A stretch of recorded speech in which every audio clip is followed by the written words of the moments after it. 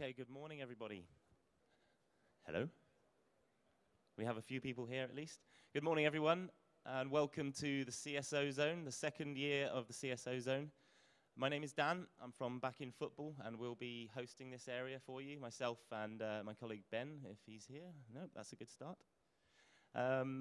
Just a few words from me. CSO, you've seen it written there, is short for Corporate Social Opportunity.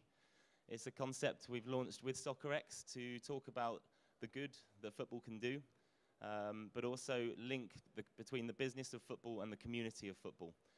We've recognized with Soccerex the disjoint in this sector, and what this zone is all about is interactivity with you as the delegates. We've got some fantastic projects and booths around here to come and interact and talk with, and you'll be hearing some incredible panel discussions, and we really want you guys to share in that and be a part of it. So without further ado, I'd like to introduce the first panel, entitled The Challenges of Mega Sporting Events, and I'm going to pass you on to Dr. Marianne Meyer from Terra des Hommes, the project manager of Children Win. Marianne, thank you. Thanks a lot. Welcome, and thanks a lot for this nice introduction. Welcome to Soccerex, and welcome to the panel here. I would like to start to present the people here in the panel, the speakers. I would like to start with, on my left, with Alexander Koch. He is deputy head of the corporate communication department at FIFA, and he studied economics. He worked in marketing. He was for a while focusing on track and fields, I read. And he was closely involved in the organization of the 2006 World Cup in Germany in different areas. And when we talk about mega sporting events, Alexander Koch participated in one.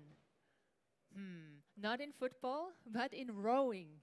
1992 in Barcelona, he was rowing for the Swiss team. So he has a double citizenship, is that right? Okay, so this is... Welcome, Alexander Koch. Thank you. The next panelist is Lucy Amos. She's a research fellow at the Institute of Human Rights and Business. She's based in London, but it's an international organization. She's the author of this report here. There are some copies there. So it's entitled Striving for Excellence, Mega Sporting Event and Human Rights. Recommendable, so it's also downloadable, so I recommend it. She has also several publications on migration, on workers' rights, on business and human rights. She also collaborated with the UN Special Representative Ruggie on these famous principles, but we're going to hear more about that. I think it's really, really great to have you here, so welcome, Lucy. The third panelist on my right comes from Switzerland, from Zurich. He's the spokesperson of Solidar Swiss, an NGO. He's going to talk about it also a bit later. He's also a web specialist, and he has a master in international relations with a special focus on economics and human rights. So this is the panel for today's discussion. Before we get started, I would like to introduce Terre des Hommes. So it's hard to pronounce in English, so we say TDH. It's easier, and we prepared a presentation if this is possible to show. So TDH, that's the organization, and our campaign is called Children Win. Children Win is TDH, like we are a child rights organization. We are active in more than 68 countries, and we currently run over 840 projects in these 68 countries, basically around the globe. Founded in 1960 in Switzerland, so we are around for a while. And the title Children Win, so we define children as anyone under the age of 18, so that's why we don't say children and youth and so on. It's according to the UN, United Nations definition. Just to show you the structure of TDH, so this is the federation, and as you can see, we have 11 member organizations in Spain, Italy, Luxembourg, France, Germany, and so on. So it's quite international. So these are the organizations running these projects I just mentioned. The federation has 2 campaigns. The first one, it's called Destination Unknown, Protect Children on the Move. So this is basically about the huge topic right now about refugees, about migration. The campaign was launched 4 years ago, so it's not a kind of an opportunistic thing. It's really, really important that this is taken care of. The second topic is Children Win. So it's on it's on this level that it runs all across these 11 member organizations that I showed you, the Children Win campaign. And it's about changing the game of mega sporting events. What change do we talk about? So change in sport. So this means kind of safeguarding, like ethics, access to infrastructure and so on. Or is it change through sport? So this would be sport as a tool for equity, for social change, for peace building, or are we talking about change around sport? And this is basically the focus of Children Win. It's the around, but of course, if we look at it as a kind of in a framework, and we look at it in a human rights framework, this is all interlinked. So we have change in sport, through sport, and around sport. And if you want, Children Win is the around sport, but of course, if you have a mega sporting event and you have, for example, programs running as opportunities for children, they need to be safe, of course, and sport needs to be used as a tool for development. So it's all interlinked, just that this is clarified. We want to give children a voice, so we have several documentary films like Felipe in Brazil, who his home was he was evicted, the family, because they wanted to build the parking lot for the World Cup. Until today, the parking lot is not built. And he tells his story. It's a short film. Next one. Now it doesn't work anymore. It blocked. Now. So this is Gabrielle. It's also about police violence. But we are also giving voices to children that had that took the advantage of opportunities. So, for example, Lindiwe in South Africa, she was given a scholarship thanks to a project that was launched with the World Cup, and she's now at the university. So our message is basically more of that, more of the good stuff, to increase that, the opportunities, and to reduce and stop the risks and the harm that it does, especially to children, but of course to all people. So now for Soccerex, we have this little album that you can get. So it's about football heroes. It's like be a hero yourself, what you can do. So we have different drawings. So we have now Platini and Rummenigge, but we also, as you can see, Robben, Neymar, Di Maria, Götze. So we try to cover all generations, all continents. And these pictures were drawn by artists around, like volunteer artists. And you can get these at our pod over there. And it's like what sport heroes can do. And there is also this section about business hero. And this is then the focus, that business hero, to protect them from forced eviction, for example, police violence, and protect children from sexual exploitation and so on. So this is, of course, also the other side of the game that we want to raise your attention to. So this was a short overview on Terre des Hommes and Children Win. And I'm really want to stop here to have the panel speaking. And to round this up, I would like to show a teaser, a short film as introduction. And I would like to ask then the panelists, like, the impressions, if it's somehow reflecting the views, if they have kind of, if they are opposing somehow feelings, and how it's relating to maybe their organizations. So, John? Something big was coming to our country. Something that would bring us all together as a nation.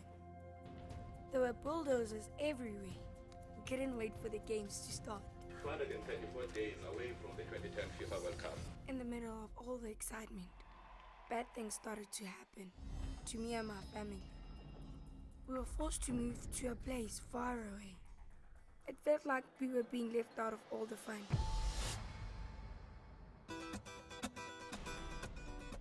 Vem aí um grande evento para o nosso país. Estamos todos empolgados. Mal podemos esperar para encontrar com nossos heróis. Mas coisas ruins estão acontecendo na nossa comunidade. Eles não estão ouvindo quando a gente diz que não quer sair das nossas casas. People think we're just kids, so they ignore us. But we know what's really happening in our own lives. Nós vamos contar nossas histórias. Vocês vão ouvir?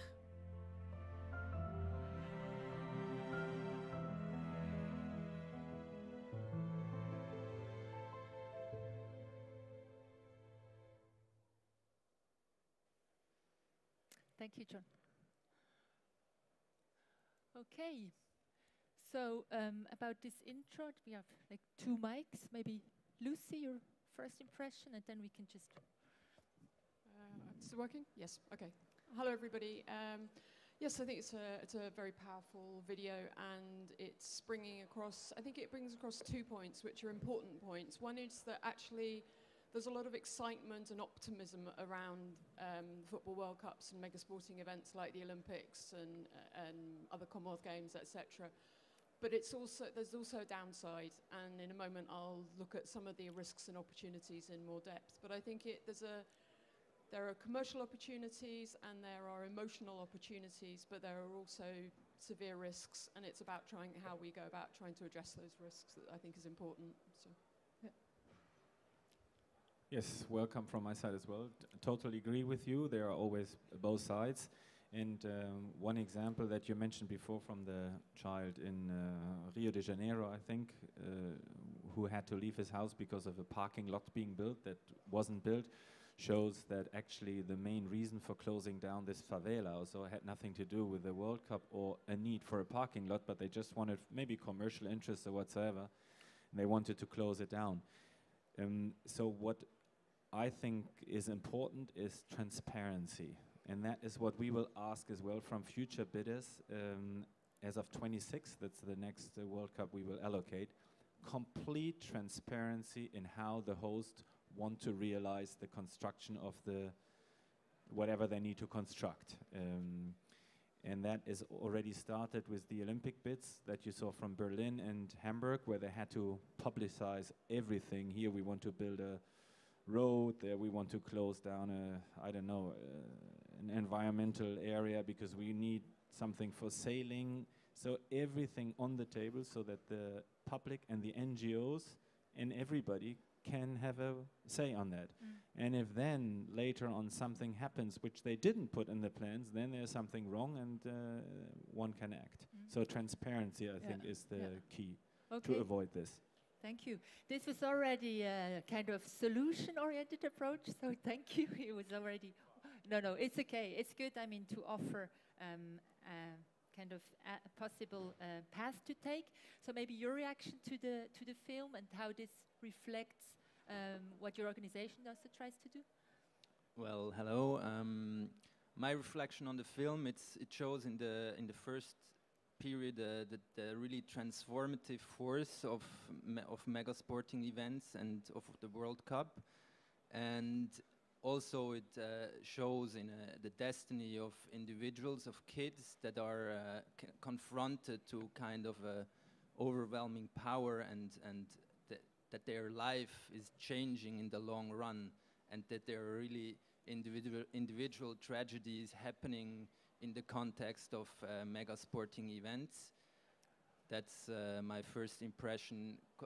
Our organization is focusing on these on problems like this, but also on workers' rights in the context of the build-up of World Cups, and also on the challenge for developing countries and what could be done much better by organizations like FIFA or the IOC.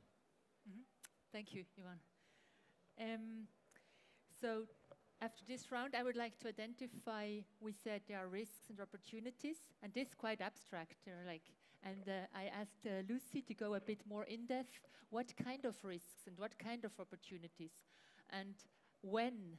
So this is also one thing that it's not just during a mega sporting event. So it's the whole kind of cycle that she tries to identify these kind of risks and also give some flesh to the bone, I would say. And it's also drawn from the report I just mentioned. Yeah, please. Thanks, Marianne. Hi, everybody. So just very quickly, my organization called the Institute for Human Rights and Business is a global impartial think tank. We have offices in London, Washington, DC, Brussels, Geneva, Nairobi, Bogota, and Yangon in Myanmar. And we focus on the interface between commercial activity, business activities, and human rights globally. And we work very closely around the world with governments, business, civil society, unions, and grassroots groups. In 2013, we published the report, Striving for Excellence, Mega Sporting Events and Human Rights.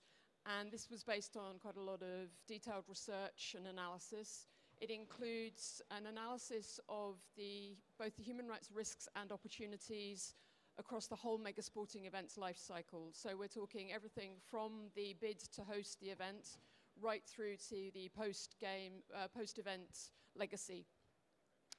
And in addition to that, it also talks about, it offers some recommendations for all the different actors that are involved in hosting a mega sporting event. So the sports federations like FIFA, UEFA, and the IOC, but also the roles and responsibilities of the host governments, the local organizing committees, the event organizers, sponsors, broadcasters, and all the companies involved in helping to stage a World Cup or an Olympics.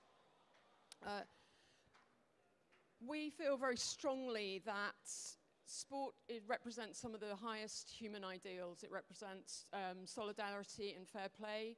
It brings people together from all different walks of life on a level playing field.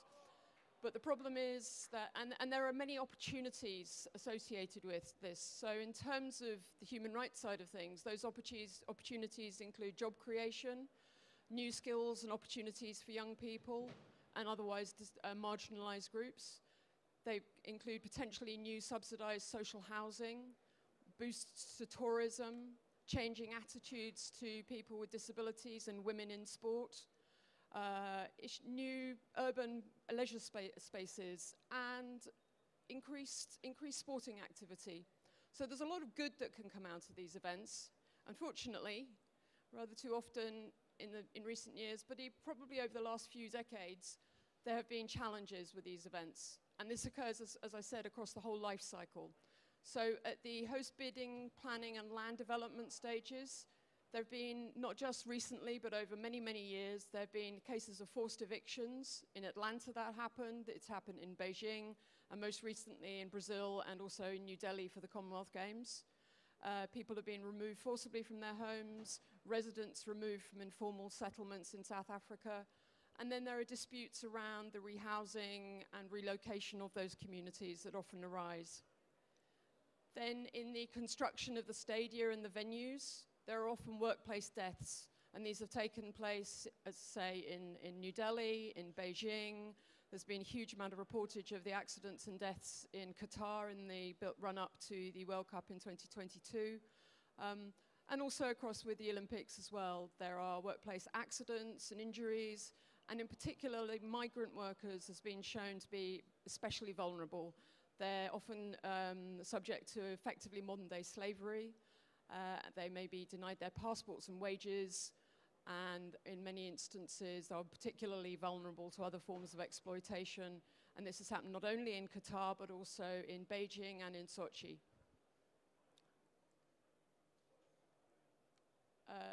Also in the supply chain for the sporting goods, for the merchandise, for the footballs, there have been a number of campaigns that have identified examples of sweatshop labor and child labor.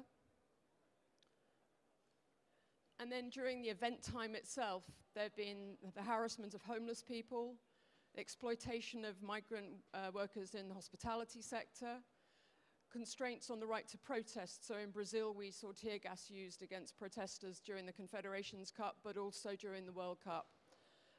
And then there's the concern around racial and homophobic chanting amongst the fans.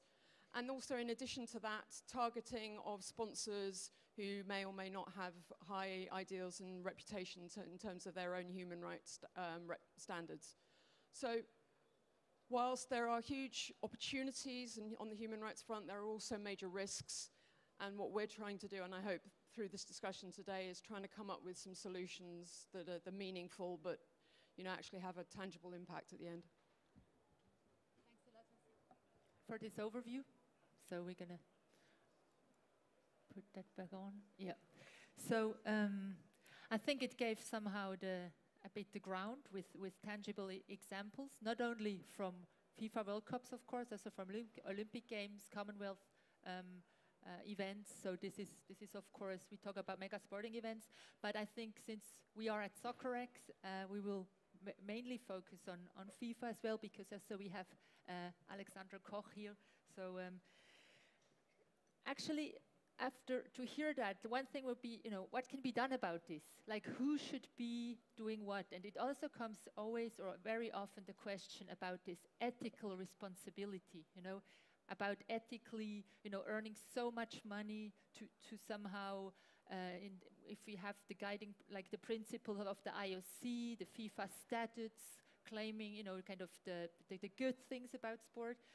So my question would be to the influence. So you can say, okay, there is like, on the one side, this kind of, ethical kind of commitment, FIFA principles and so on, or the FIFA statutes. And then what's really, is this compatible? This is one question I would like to ask Alexander. Yeah, maybe I need to make a little wider frame around it, but the issues or the problems that are discussed here, they are very, very complex and very complicated. So there's never an easy solution to solve all of this. I give you an example, what we are confronted with in the case of South Africa. In '94, when the ANC took over the power in South Africa, they looked at the informal settlements and said, this is not nice how people have to live here. So one goal of the government is to provide each and everybody in South Africa with a decent house, an apartment or a house or whatsoever. Each and everybody over the next, I don't know how many years. And the minister in charge of this housing is Tokyo Sexwale, eventually potential candidate to become FIFA president. And he at the time looked at it and said, we need to close down these informal settlements in order to provide them with a decent living. The question is, was this in the interest of the people or not? But it was a decision by the government. And now we are looking at one informal settlement that was closed down. And in the video it says, because of the World Cup. And that is the point where it's getting difficult for us. It is closed down anyway, or it will be closed down. It has nothing to do with the World Cup because it's a promise from the government. And when we confronted Tokyo Sexwale with this issue here, he said, your issue should have been, why didn't we close down more? Because we promised to deliver these houses to them long time ago, and we're actually way behind building these houses. So the actual issue here is that in the interest of the people, and not, does this happen because of the World Cup, and is it our responsibility to prevent this? I mean, we are interested, as everybody else, that our event has positive effects and not negative effects. But I think it's simplified to say this was closed down because of the World Cup, or like the example you had with the parking lot in Brazil. And that's why this is so complex. So for us to say, you need to act on something that actually is just happening at the same time, but is not in clear relation to it. That's why I'm coming back again to transparency. It would be good to know in advance, what does the organizing committee or a country have to do in order to deliver the World Cup? Put everything on the table and tell how many informal settlements you have to close down or how many streets you have to build. And then it can be discussed before a country is actually even bidding. I'm putting this statement. Thank you to Ivan. Is it trendy to do kind of blaming FIFA? Is it kind of an opportunism? Could that be, you know, thing to say, okay, there is, for example, real estate speculations.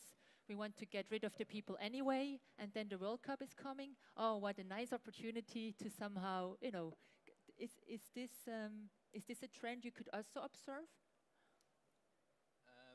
Well, at the moment, I guess there's a kind of inflation of blaming FIFA in different fields, but this is probably already a bit behind the trend. But it's not.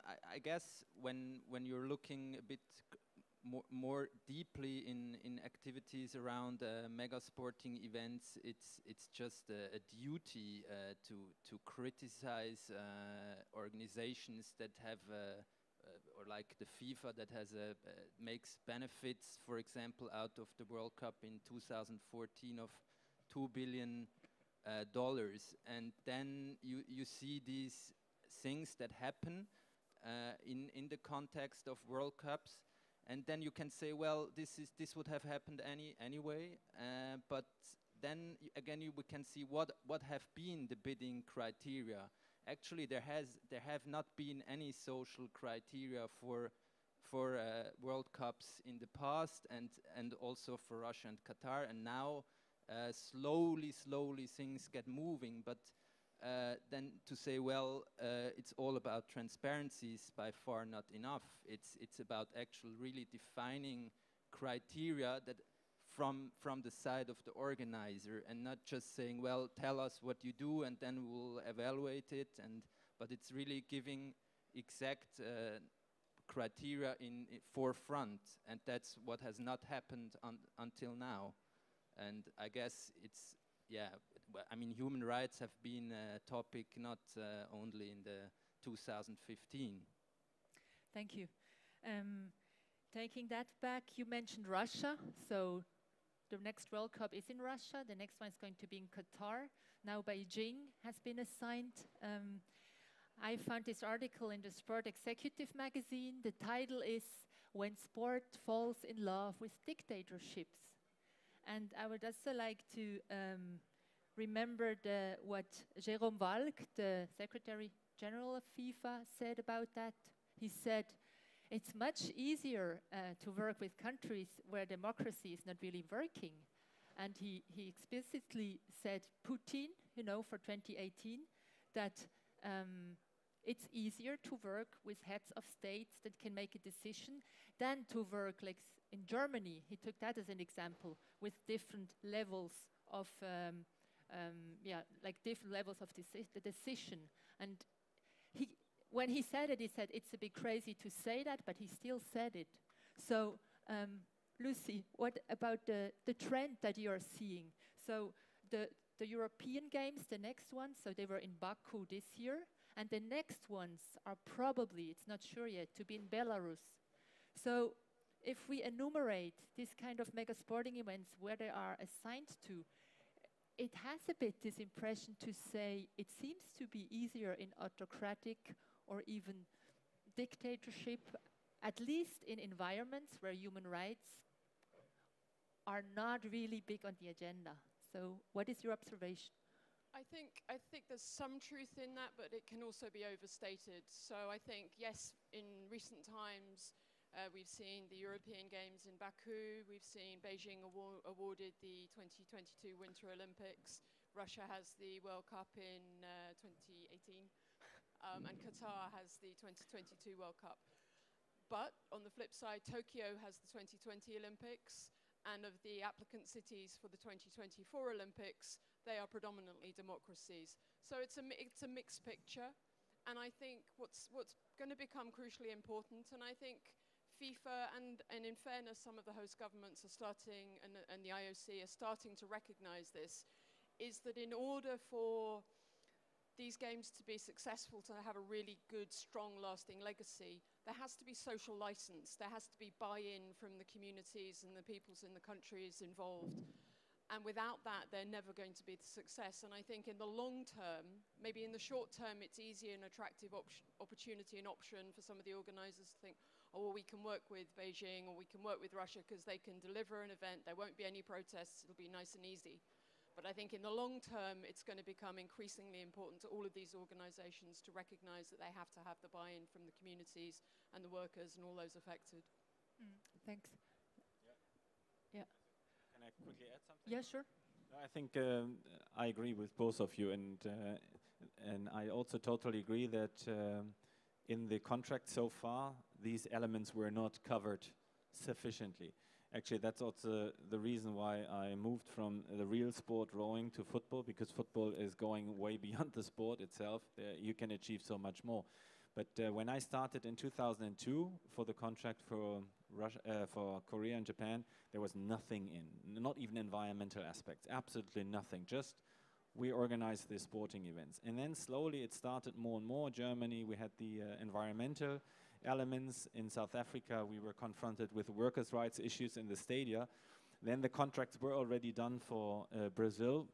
We worked for Brazil, and we worked on the contracts for Russia and Qatar. They were done in 2009, and now we're working on 26. And there, I agree, transparency is not the only thing, and that's why I can already say, because that is public already, the United Nations Guiding Principles will be a mandatory element of the bidding and hosting agreements. So we are doing a huge step forward, and we are now in the process of defining in more detail how these 26 bidding documents will look like and what kind of requirements there will be in there. Yeah. Just one quick question, just talking about the progress. Now, for example, FIFA statutes, they say non-discrimination, like really this is one aspect. And they made a lot of progress, or they were very explicit about racism, for example, with campaigns. What about homophobia? Like, I mean, Russia, Qatar, and did you somehow learn from Sochi, from IOC? Do you exchange kind of lessons learned to say, because in the IOC principles, it's even now explicit, for example, sexual orientation, but it's like it's written there, okay, but it's like ignored when attributing, or what can you? This is somehow really a slap in the face of activists to say, okay, it's in there now. It's like it's written, but then still in Russia, if you talk to underage children about homosexuality publicly, you can get arrested, just as an example. And they will host the Confed Cup, the World Cup, and so on. So. Yeah, it's a good example, because on Saturday we met with the QFF, that's the Queer Football Fan Associations, homosexual fans from various clubs, mainly Germany, Austria, Switzerland, and England, came together on Saturday in Switzerland, and they discussed all the kind of things, and they will send to us a letter of what they request from us. So we wanted to engage with them and see what else we can do, so that it's not mainly focused on racism, but as it states in the statutes, all kind of discrimination. So of course, also sexual orientation. Whether it's a contradiction or not, our basic idea is always to not exclude anybody. So we're not against boycott. So there is nothing in where a country is being excluded from the right to bid just because a law is somehow, yeah. What we insist, however, is that everything related to the World Cup has to be in line with our statutes. And that's also what Mr. Bach said during the Olympic Games. He guaranteed, if I correctly remember, that all fans, all athletes, and so can behave as they want, and that nothing will happen to them. And that is the same for us. And as I said, we don't believe in exclusion, so we think rather than addressing this, the world will hear about the issues in Russia, but we are definitely insisting on our statutes and values for everything related to the tournament. Okay, thanks. I would like to come to another. You mentioned the complexity of it. So we have sport governing bodies, we have private companies, it's really complex, and we have sponsors. This is one important aspect. And as we all know, the business of business is business. And with sponsors. This is one part of it. And Solidar, you have one campaign where people can directly send an email to CEOs of FIFA sponsors, so from McDonald's, Adidas, Budweiser, Gazprom, and so on. And the line of the email, so you go to the website of Solidar and directly writes the email and the address of the CEO of these companies, of these sponsors. And the title is Ask FIFA to Change Now. And my question to you, is this successful so far? So what are your results?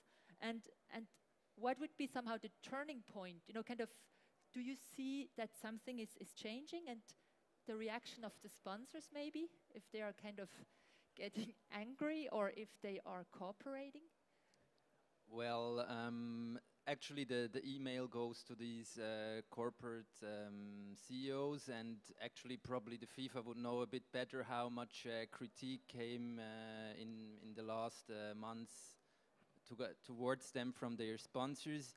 It's hard to really evaluate how much effect there is, but we have 10,000 people that have been signing petitions in the last months, and also several thousand emails that were sent. I guess we can say that there's an effect, but what actually happens from the sponsors towards FIFA is, it was also a bit more about corruption in the last months, and we're working much more on rights of workers, and also we want really to get FIFA to a point where there's monitoring and also sanctions for the non-compliance with working rights in the host countries. So the success, I guess there's a sensitivity of the public towards these topics, but if sponsors are really getting out of contracts, that's not really the point at the moment. Okay, thanks. I think time is running, so we need to wrap up. I think it has already been mentioned. I'm just going to take this slide. So for these people who are not really familiar with the UN guiding principles on business and human rights, maybe Lucy, if you could just briefly say, why is this relevant, and why is there the chance that, you know, they could somehow make a difference? Without being too boring or technical, the UN guiding principles came about through consultation over 6 years around the world with business, governments, civil society, unions. They're particularly relevant because they set out human rights responsibilities for the first time, not just for governments, but for companies. And they provide a roadmap for companies. So they provide a roadmap also for commercial activity-driven organizations. So for FIFA, UEFA, for the sponsors, for the event organizers, for all the construction, sports merchandise, all of the companies, they're a roadmap. And what they get into in a way that hasn't existed before is that they ask for all those involved to make a public human rights commitment. They ask for all of the companies involved and all the commercial organizations to carry out risk assessments so they really understand how these events can potentially harm people's human rights. Alexander mentioned earlier that ahead of the South Africa World Cup, there was this issue around the informal settlements. Now, sometimes that is a government responsibility and a government-led activity, and other times there is a place where maybe FIFA or the IOC actually has influence, and it's about understanding those risks and then putting the management systems in place to address those. So systems to make sure that, for example, there are hotlines and complaints mechanisms where things go wrong. And above all, it's about consulting with affected communities. So very often there may be a decision, whether it's taken by the government or the sports governing body, to move people from their land, but there needs to be consultation with the people, and that's one thing that's been seriously lacking so far, and the guiding principles particularly address that point. So we're really pleased that FIFA is now starting to listen to using the guiding principles in their work. Yeah, thanks. So about the time, I received little signs from the back, so we are about, pretty much, I think, on time. So just to have kind of a closing round about wishes or next steps, very concrete next steps forward. I have like maybe that you could then say from your side. I have one question for you. In Paris, at the Global Forum on Responsible Business Conduct, OECD, FIFA announced the criteria for the bid book 2026 to be published. Then this was a bit postponed. And I wanted to ask, you know, what's the progress done right now? And what is also your plans to somehow, I don't know, do consultations, kind of a broader consultation, or kind of sharing if you have concrete plans, or at what stage is this kind of progress? Difficult question, because I was asked not to go into detail on the answers, but what I can say, this whole process has been postponed by quite a bit, so we have a lot of time and we will engage. More details I can't give you at this time, but it should be announced, I would say, still this year, definitely. Yeah. Engage with whom? Civil society. Okay, okay. This is recorded. So, okay. Maybe from your side, your next step, or you wish, or kind of next step forward? Well, the wish is that the FIFA gets also regarding Russia and Qatar is much more involved in safeguarding human rights there, and of course I wish for a better collaboration in a way that there's a dialogue, because what we see is that often still human rights and civil society is conceived as a bit of a problem by FIFA, and I mean, I feel it's like they sense that it's something external and disturbing, and now we have to do something, and but in fact, in my eyes, if FIFA doesn't get to a point where really they take this to their body, these principles, they will fail, and they will not be able to organize World Cups and mega sporting events in a context of democracy and human rights. And finally, they will not find any host countries that are able and willing to organize such a thing. And this will look very bad in the future if this happens. Maybe just as an reaction, yes. I can. How do you say? I can calm you, beruhigen, because we are all civil as well, and there was a clear wish from my management for me to go here. We are starting to engage, and this will happen definitely. Okay, so to sum up, sorry, I'm not going to be cut out, but I know she didn't mean that. So really, just in terms of our key ask would be that there needs to be more collective action, and it's great that FIFA is taking some leadership position, but there is a role here for the IOC as well, for UEFA, and for all of the different actors. And what we're looking for is some accountable and independent forum where all of these actors can come together, learn from each other, and actually try and take things forward using the guiding principles and other things. And also the other key part is that there be engagement with human rights experts and grassroots groups, because sometimes they have intelligence and information about what's actually happening on the ground that the sports governing bodies are not always aware of, and so there needs to be a lot more dialogue. So yeah, but practical, action-based dialogue. Okay, so I think dialogue is a good closing word, and practical action, complete transparency, dialogue, consultation on the ground, a participatory approach to tackle the complexity of mega sporting event, and that in the future we will all be able to just enjoy sports to its fullest potential, I would say. So thank you to the panelists, Alexander Koch, Lucy Amos, Ivan Schauwecker, and I give over to Dan for the next session. So please give a hand to this podium, to the speakers here. Thanks.